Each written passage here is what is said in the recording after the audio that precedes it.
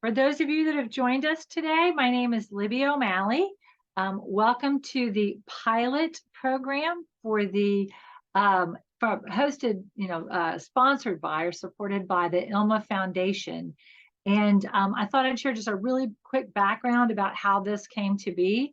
I have been working with Holly off and on a couple of different special projects on behalf of ILMA. And one of the things that we got talking about one day was internship programs, primarily driven by the talent gap and the workforce development challenges that so many different sectors across the country are experiencing, particularly in manufacturing.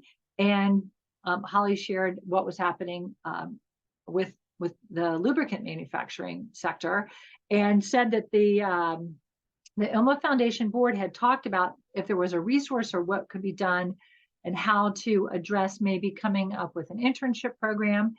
And I shared that that I had in a former life spearheaded an internship program, and I'll tell you a little bit about that in just a moment. So I put together a proposal to do a 4-week program for the ILMA membership, and we decided we were going to dub it the pilot program. So I am your pilot today. And the foundation board took a look at it, felt like it was a good place to start, and so we're going to give it a shot. And I want to thank each of you today who've agreed to spend some time with us. You're as a pilot program participant, you're a bit of a guinea pig, but as some quick background on the story of behind this internship academy that we've created. And then a little bit about myself. Again, my name is Libby O'Malley. I do consulting for nonprofit organizations and small businesses all across the country. I have a 25+ year history of managing nonprofits, specifically associations. Some of the ones that I'll share with you, the American Institute of Architects. I was the executive director for the San Diego chapter for a decade with 1,600 architect members.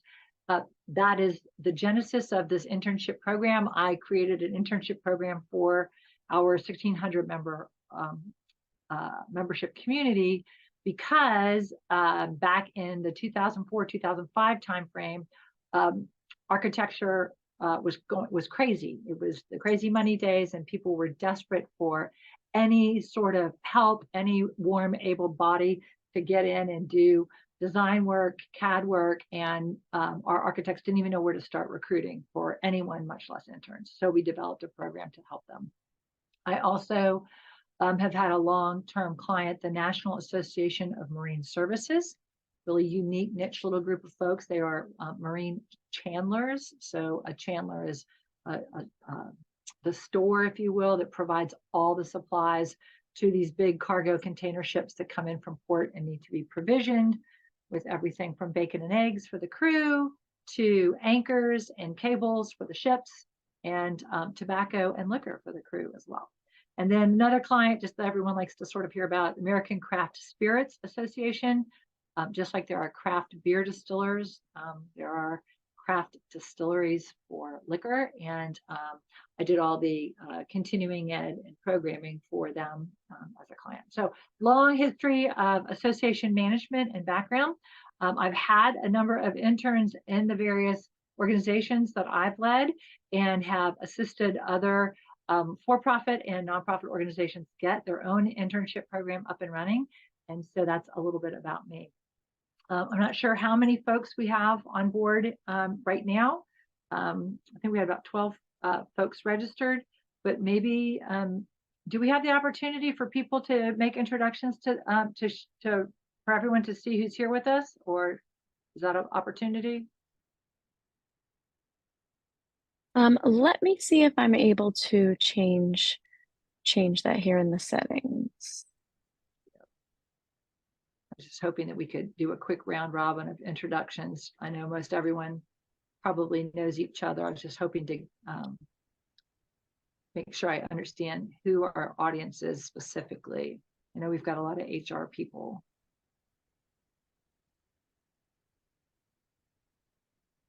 At the moment, it looks like The only feature we could use for that would be the Q&A. So if anyone wants to drop a quick introduction in the Q&A, that would be wonderful. And in the meantime, I'll see if I can change the settings on here so that we can get a little more interaction going. Thank you. And if not, we can certainly adapt and adjust on the fly. But yeah, if you all wouldn't mind in the Q&A, just sort of introducing yourself and just sharing a little bit, like your name. And what I'm really curious, maybe less about company names, but more about your title and what part of the country you're in.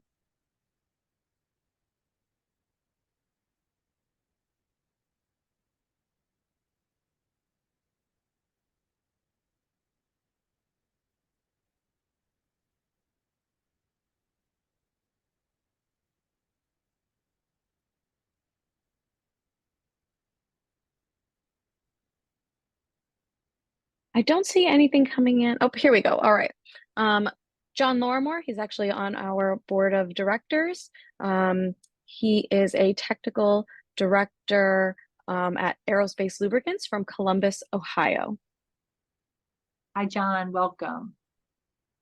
Jason from Aerospace Lubricants, also in Columbus. Okay, great. Yep. Okay. Glenn, you are in Norwalk, Connecticut. Okay, terrific. Lynn, yep, there's one of my HR people. Great. Hi, Lynn. Pennsylvania, Concord, North Carolina. Oh, I've got a fellow Tar Heel on board with us. Hi, Ron Powell. I'm in Eastern North Carolina on the coast. Okay. Well, I think that's great. You all, thank you so much for making me aware of who you are. And again, if you want to use the chat feature, please don't hesitate to do that. So thought really quickly we talk about why, and we'll cover it really quickly about sort of making the case for an internship program at your organization, at your company. And for my HR people who are here, I'd love to know how many of you are here kicking and screaming, because there's a lot of HR folks who are really not always thrilled at the prospect of hosting an internship program. It's a lot of work, and HR definitely shoulders the burden, and also presumably bears the consequences, the positive consequences of having a successful internship program.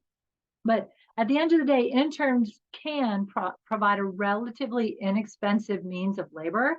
And when I say inexpensive, 2 points on that. I'm going to recommend that we really avoid the discussion of unpaid internships.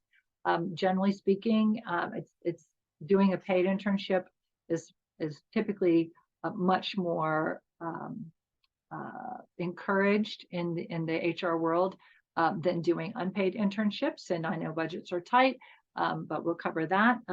And then the other thing, in terms of the inexpensive costs, there is a cost to training interns, and obviously, interns don't come to us without the need to be trained, and there's obviously the soft cost involved with that. The great thing about doing an internship program, if you do it well, you can build a steady pipeline of potential hires for down the road. So I think it's obviously no secret. That's why all of us are here on this call today. I'm fairly comfortable with that. The other thing is, it's a great opportunity for an employer, for a company, to get some nice brand recognition out in the community. Internships can be highly visible. They make great PR opportunities, and it's also good for employee morale. There's a lot of feel-good, warm fuzzies that come from hosting a successful internship program within your company. And maybe that's a case of, you might have an intern who comes on board because they're the son or the niece or nephew or cousin of another employee, and that there's that nice feeling that it is a family organization, and it's nice for one employee to maybe open the door to a family member about something that they are passionate about working in that industry. And so it's not all about finding great employees, but there's also some really nice halo benefits to running an program. So the best part, of course, though, is that, you know, your intern could be your next best hire. So that's great. What I'm going to do right now, y'all, is I'm going to just share the screen and go over here, and we're going to do the slideshow. And that's starting. And quick question. Oh my goodness, Ron, you're in Carteret County. I just saw your answer. I'm in Morehead City, so I'm in Carteret County too. I love it. What a small world.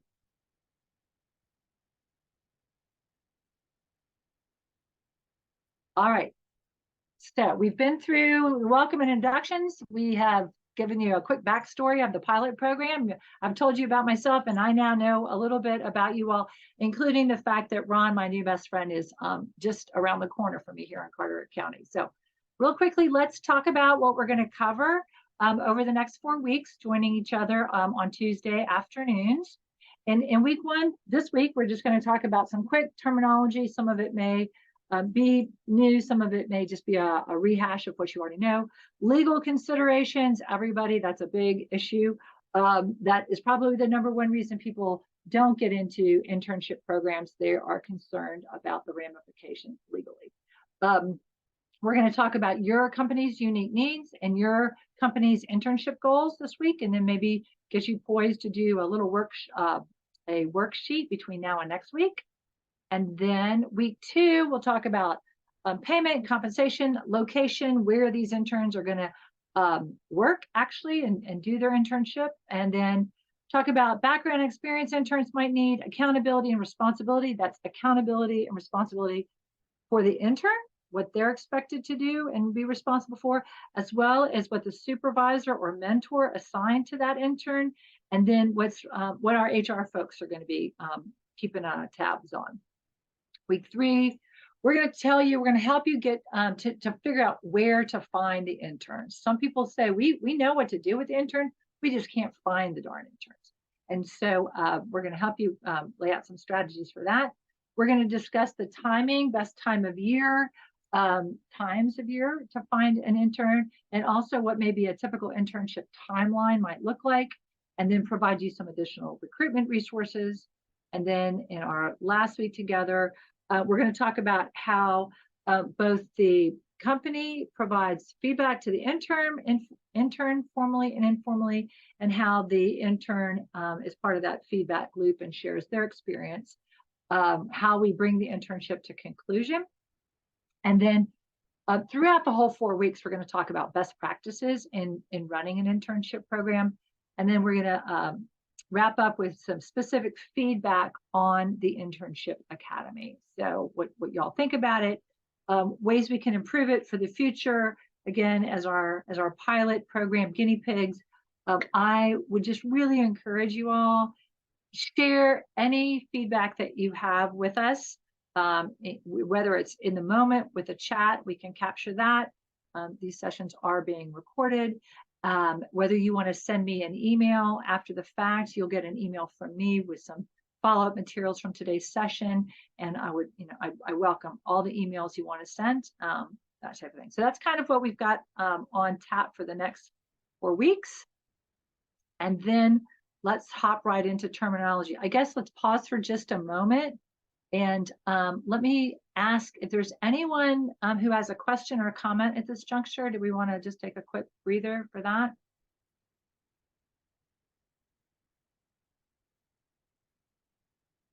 Okay. All right. Well, let's talk terminology. And really, let's quickly just discover what an internship is and what an internship isn't.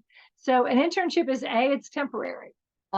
Despite what certain movies and pop culture may say, you're not an intern for life. And so it's either you can either have a part-time internship where it's several hours a week, or you can do, there's such thing as full-term internships. The main thing to realize about an internship is that it's temporary. Hopefully it will turn into maybe a permanent position, but the intern itself is temporary, and it's really, it's there for the intern to build their skills and get some on-the-job training, And at the end of the day, really one of the key things to always remember about an internship is it's to benefit the intern. And there are some legal ramifications and considerations that actually use that question as a litmus test to determine whether an intern is an intern or an employee. So it's so important to keep that at the top of your mind, that the internship is the benefit to the intern. I put fellowship in here because occasionally you'll hear people use internship or fellowship interchangeably. It's really not accurate.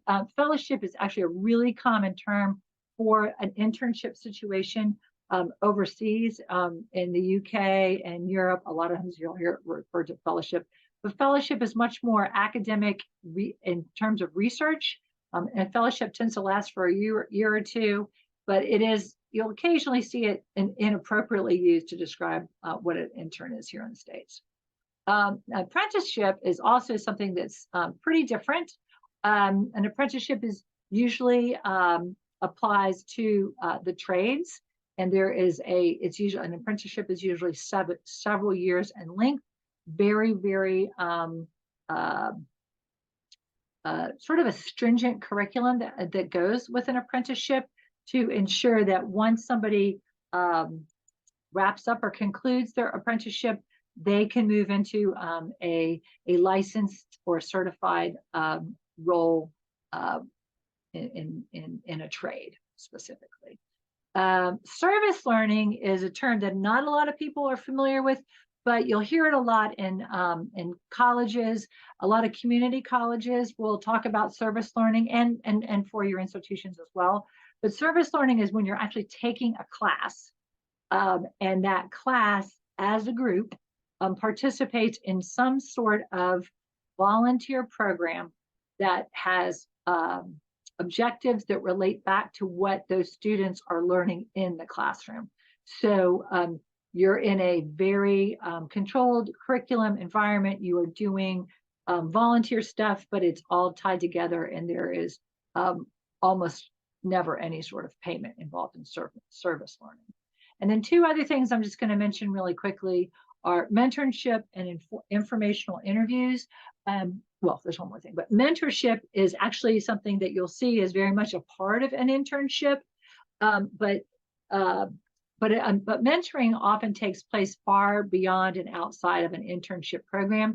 And I would dare say that within your own companies right now, there's probably a number of mentor activities that are happening, whether or not they're formal, informal, but mentoring is definitely a byproduct, if you will, of an intern program. Informational interviews, I just mentioned those because you can integrate an informational interview sort of in two different phases.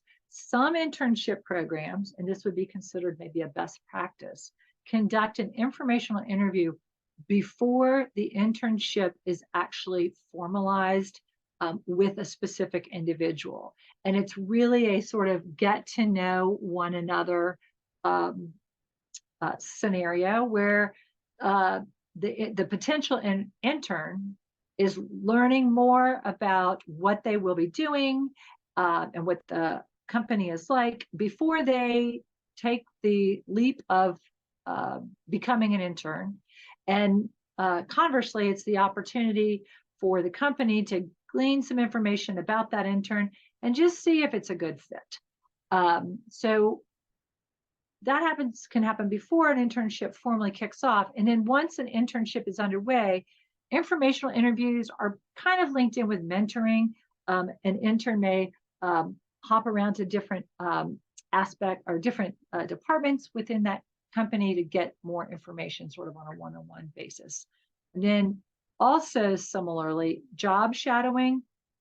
I am familiar with a number of companies that actually suggest a job shadowing day, again, prior to that formal internship kicking off, because it's one more opportunity for everybody to make sure that the intern is a good fit for the company and the company is a good fit for the intern.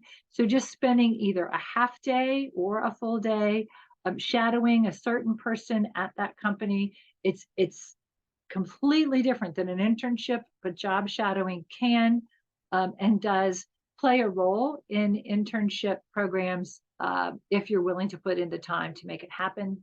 And again, in terms of best practice, incorporating job shadowing pre-internship formalization is often a really good idea.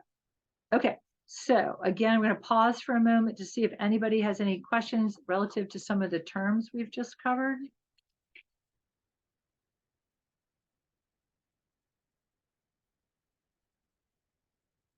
And I just want to make sure. Okay, I am not able to see any questions or chats for some reason when I'm in presentation mode, which I'm not sure why, but I think we can certainly adjust and continue on to legal considerations here. Okay, legal considerations. This is, again, probably one of the main reasons most companies are hesitant to pursue an internship program. It's probably the one thing that gives most HR directors pause when they think, oh, do we really want to do this?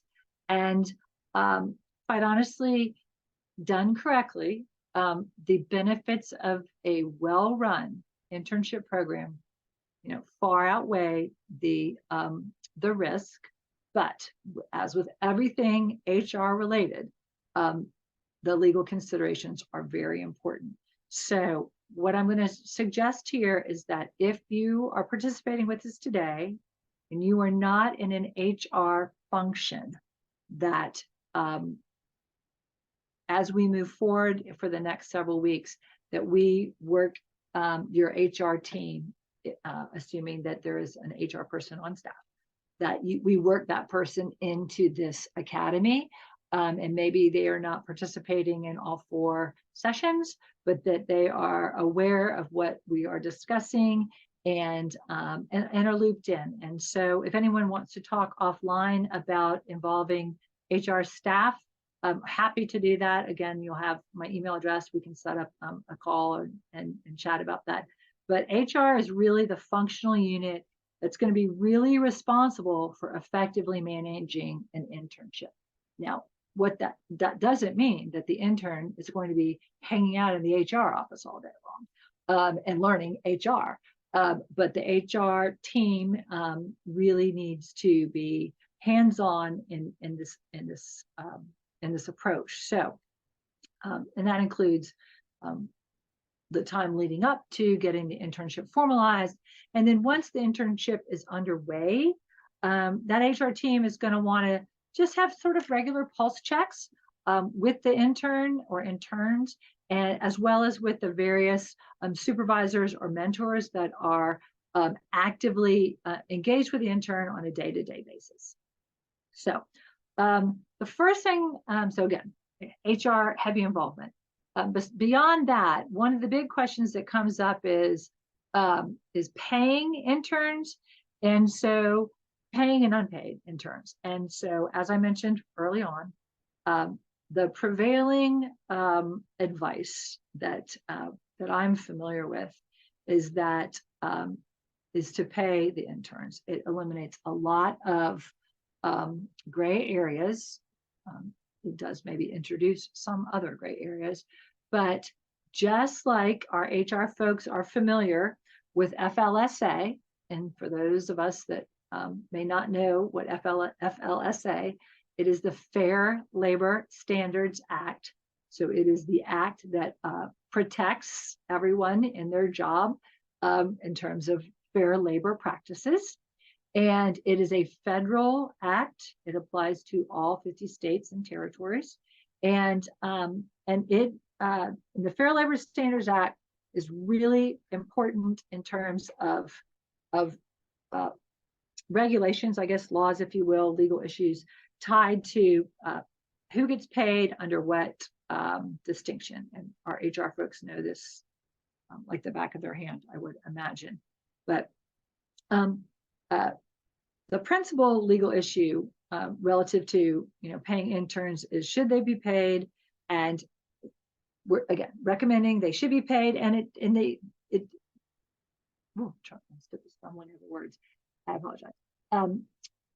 You know, minimum wage is perfectly acceptable in terms of compensating an intern.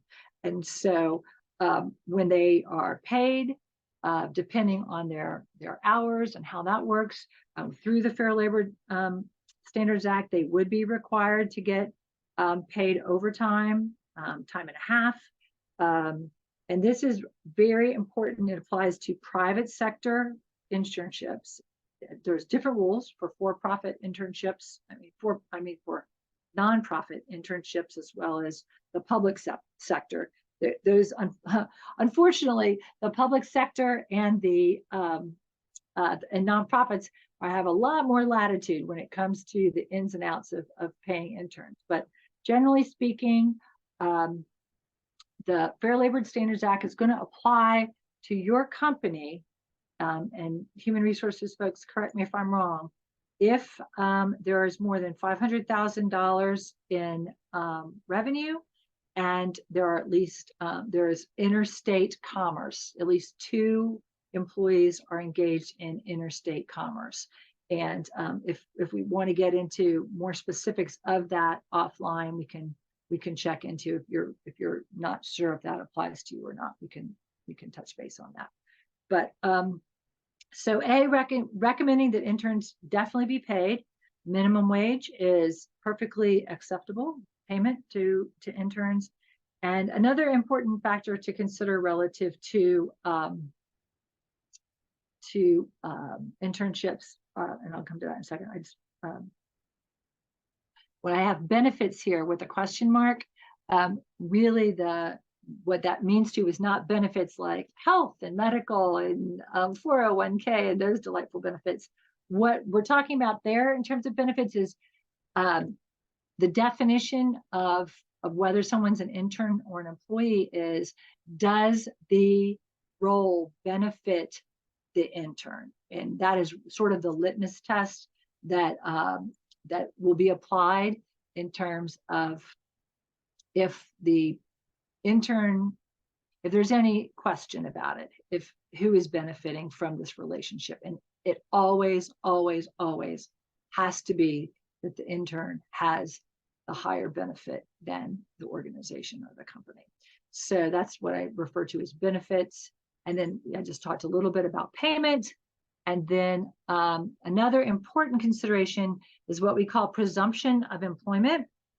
So we're going to provide some resources to you, and one of them will be a standard disclosure form that the HR folks would want to review for their own consideration, their own legal ramifications. But really, what it is, it's just a document that is signed by the prospective intern that basically acknowledges that they get that this is an internship and they are not going to be guaranteed a job, that no job is being offered, that there is no expectation or presumption that following the internship or at any time during the internship are they an actual true employee of the organization. And that's regardless of whether the internship ends successfully or is incomplete. There should be no presumption of employment. So definitely something to be aware of, and then also to put it on in that screening or onboarding process of a documentation that the intern signs to make sure that they are aware that that's the case. Age is something that sometimes comes up a lot in discussion about appropriate ages for internship. Generally speaking, the recommendation is 18 years and older. Child labor laws are very strict and detailed. They break down, there's separate laws for whether someone's 18 years old, whether they're 16 years old, even whether they're 14 years old, based on how many hours in the day they can work, the times of day, the type of work that they perform. And so proof of age, driving, vehicles, all of that kind of stuff. There's all sorts of factors relative to age. And so much like the recommendation to pay your interns, the other recommendation for best practices is to only work with interns that are 18 years of age and older. And clearly, we know that there's all sorts of penalties for violating labor laws, child labor laws in particular.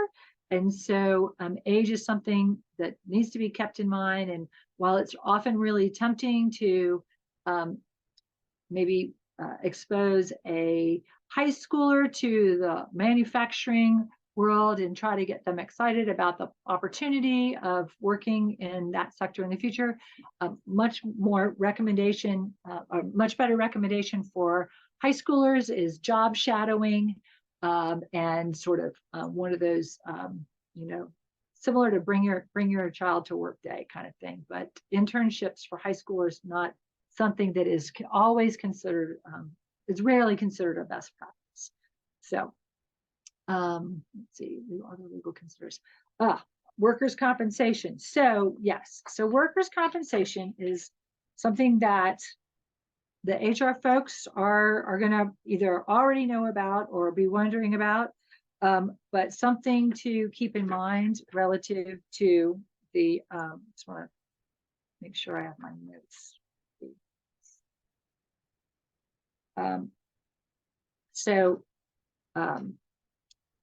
And it probably, as most of everyone on the call here knows, that workers' comp is a state-specific law, and there's general standards that sort of apply. But the first one is that in order to collect unemployment or or have workers' compensation available to someone, they first have to be an employee. And so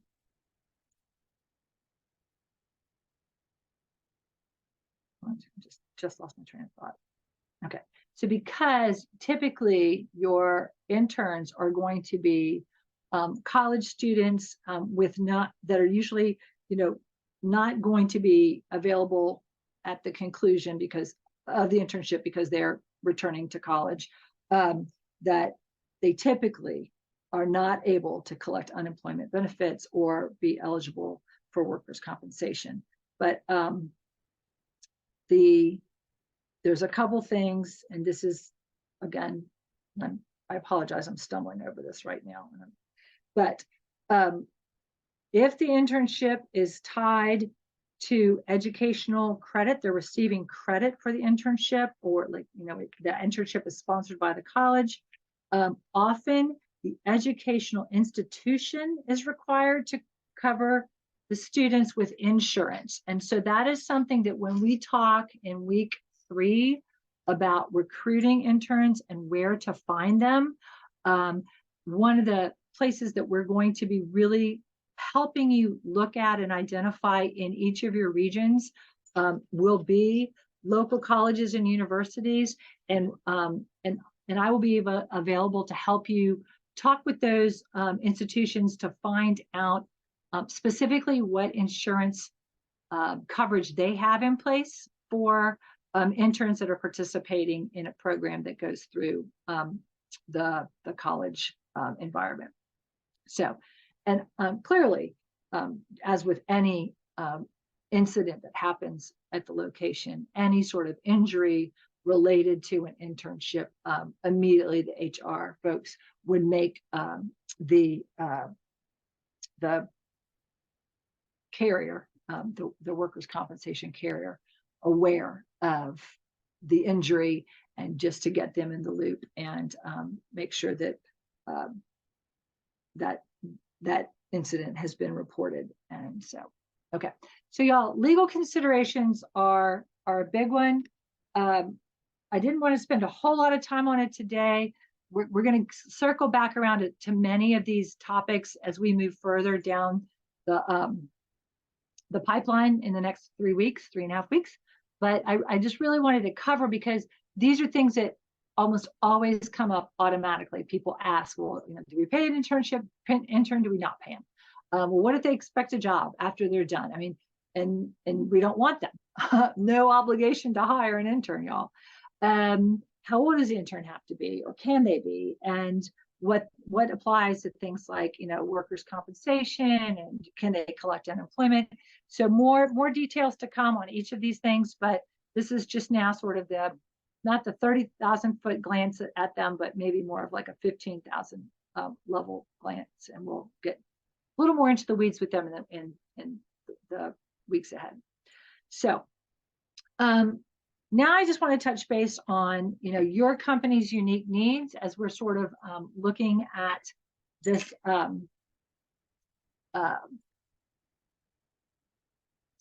program, but you know what we're gonna be helping with, specifically hand-holding you over the next 3 weeks, are a couple things. So first of all, I really, really, really want y'all to be thinking of first of all, if and when you take advantage of the opportunity to sit down and chat with me one-on-one over Zoom over the next couple weeks, I am going to be really curious to hear if this was your idea or you were told whether to attend this and make this happen.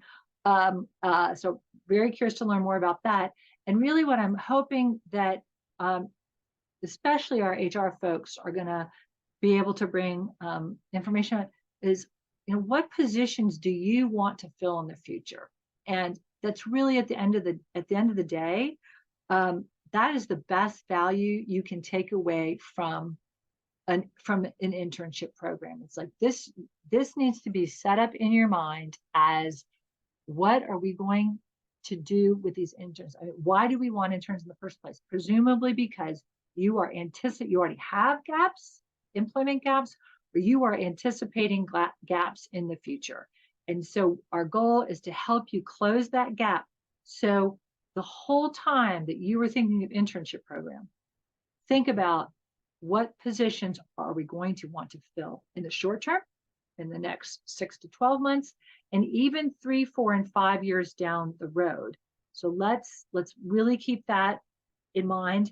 And depending on where your company is located and the talent that's available in your region, there may be a ready supply of one type of person. You know, you may have one department that you have more talent available locally than you know what to do with, but there may be another department that you are literally having to pay signing bonuses and relocation. And so I'm guessing that you probably have a really good idea of what positions that you're currently struggling with, or certainly what you anticipate. You know, you're looking down and you know who is retiring.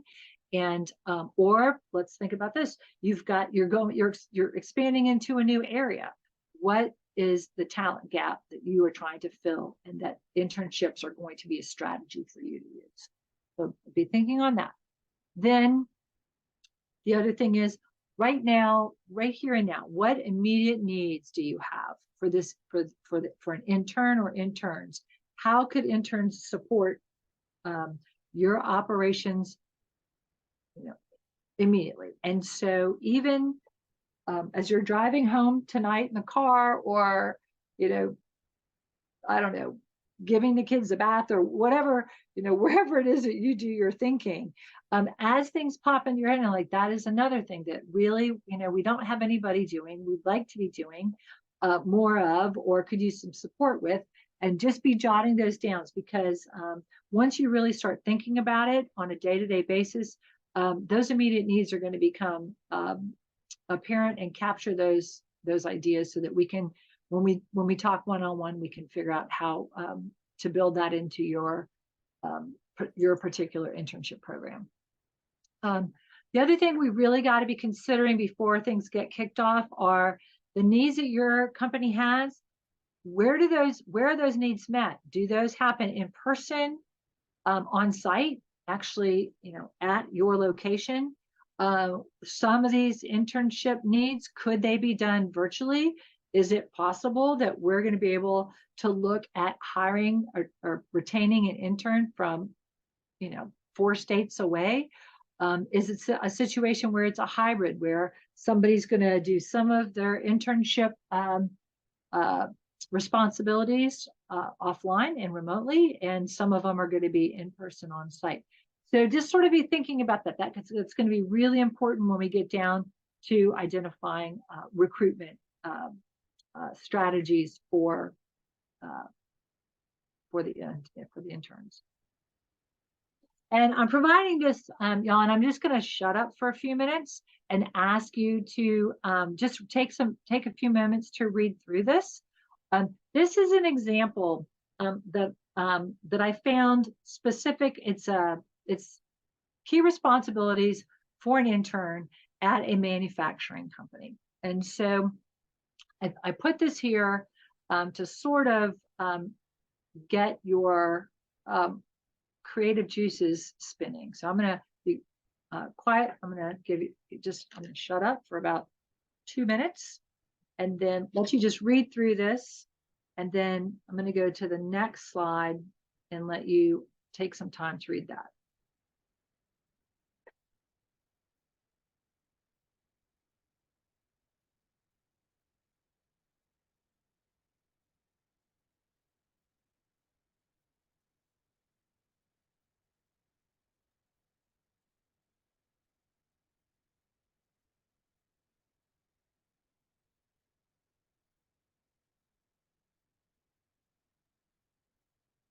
Hey, Libby. Huh? It's Amber. I think your slides are in preview mode. Are you able to expand them? I think it might be a little easier for attendees to see all this wonderful information if it was expanded to full screen. And I'm happy to keep an eye on the Q&A so you don't have to worry about it. Okay, let me try and do that because I'm using 2 screens and on one it is expanded and the other one is notes. So bear with me. Let's see.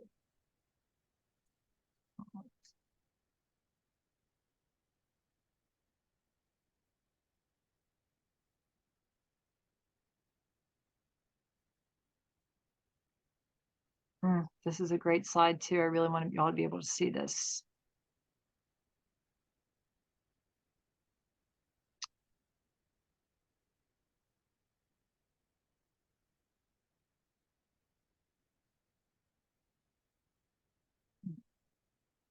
How about this? I'm gonna try something.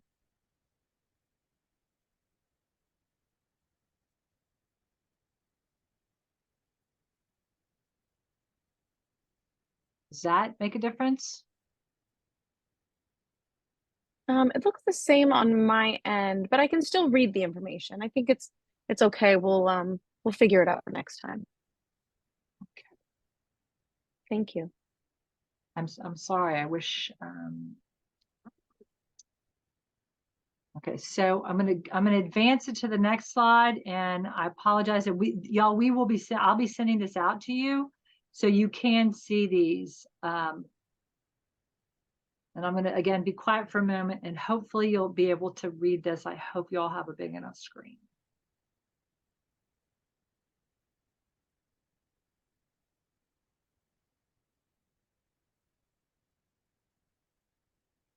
And we absolutely will be making the slides and the recording of today's session available as well.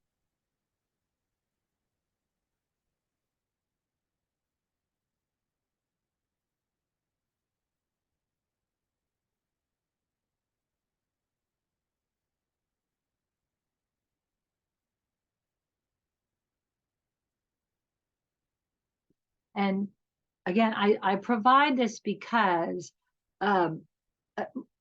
my background in doing an internship academy was really focused on the architecture world. And so I was trying to find something that could be helpful and sort of, again, tickle the brains of folks in the manufacturing sector to say, okay, how can we word certain things in our internship job description or our recruitment pieces. So I provide this, and we will be tweaking this, again, working with you one-on-one for your specific companies. And but I just thought it might be helpful to see something like this. So, okay. So as we're sort of wrapping up here, thought I'd do a couple quick things. So next steps, what we've got after this session is over, y'all, tomorrow, I will be sent either myself or Amber will be sending out the PowerPoint with the notes. So you'll get to see the speaker notes, and There'll also be some links to some different helpful resources, some quick reads here and there. Some of that's tied to the Fair Labor Standards Act, and then a worksheet that you'll be able to start completing that applies to your company's unique needs and goals. And so that all that will be sent out to you. And then we'll be providing a Calendly link. And what that does, it links to my calendar so that the goal is to everyone who participates, what we'd like to do is offer a 30-minute help session after each one of the weekly workshops. And so for 2 hours of help session for each of the participants over the course of the 4 weeks. And I'm really flexible. If we want to spend an hour together, as long as my calendar schedule permits, working around my other clients, we can make it work. But the goal here is to really handhold for you as you're to get you the materials so that by the end of this session, you're going to have a job description, you're going to have a timeline, you're going to know who in your organization is responsible for what. We're going to have a game plan for how in your region you're going to be recruiting and screening candidates, intern candidates. So that Calendly link is going to be able to help us have some one-on-one sessions so we get to know each other better, person to person. And then hopefully you'll have time to complete the worksheet before next week's session. And it's not, it's not an extensive worksheet. It's just the basics. And again, it's something we can either do together during that 30-minute help session or on your own, and you want to send it over to me, or just, hang on to it and we'll talk about it next week. And then at this point, just open it up for any questions. And Amber, I don't know if there's any way if we can get people get to be able to see our participants and chat in the time that we have together. I want to be real respectful of everyone's time. It looks like we've got about 10 minutes left, and if we can do it without using the chat, that would be great. And if the chat is where we are this week, again, we're a pilot program, and so we will work out the glitch on this and have it all squared away for next week. Yeah, unfortunately, we can't make that change without ending the webinar prematurely, but we will absolutely change the settings for future sessions so that this can be more of a collaborative session. Thank you, Amber. And again, I want to apologize for last week. I don't know, for those of you, I know y'all were signed up last week and I had a family emergency. My aunt fell in the attic, my 82-year-old aunt fell in the attic trying to get Christmas decorations of the attic by herself. 6 paramedics were able to, and she's little, but there were 6 paramedics involved getting her out of the attic. And I am the closest relative 2 hours away. So I raced to Wilmington and was on the phone back and forth with Amber and Holly, the whole team at ILMA. And so I apologize that we weren't able to meet next week, but thank you for your understanding. Questions?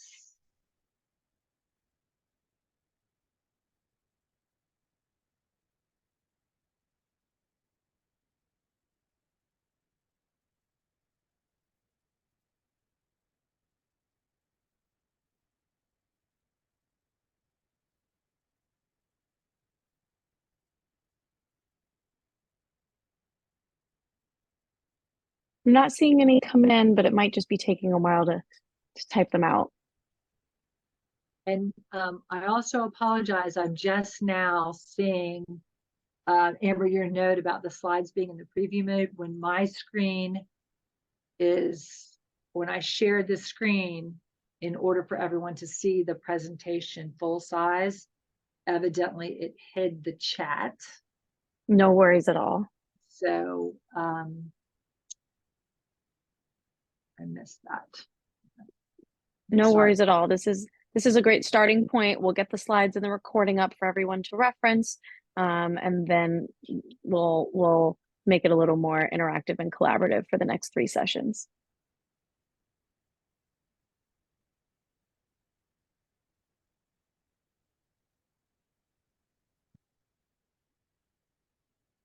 You guys, if you have any questions, feel free to send them in the Q&A down at the bottom of your screen. If you just hover over the little menu bar there. I'll just share again, when we send out the post-session materials, I will, the link on there, the Calendly link, will enable you to set up a time with me to chat about anything. And I, especially since I didn't get to see your faces today, I would love just to do a 10-minute, 5-minute quick hi, how are you, name, face. Definitely want to meet you, Ron, my Carteret County neighbor. And just nope. So Glenn, thank you so much. We'll polish off a couple of little rough edges and come out shining like a diamond next week.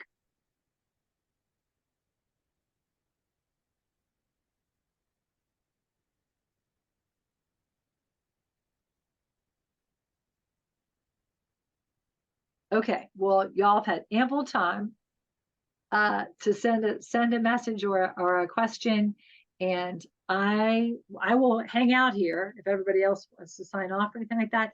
But I don't want anyone to hesitate to beat feet out of here and get on to the next task that's on your to-do list. I have no doubt that it's quite full. But I do thank you for your time.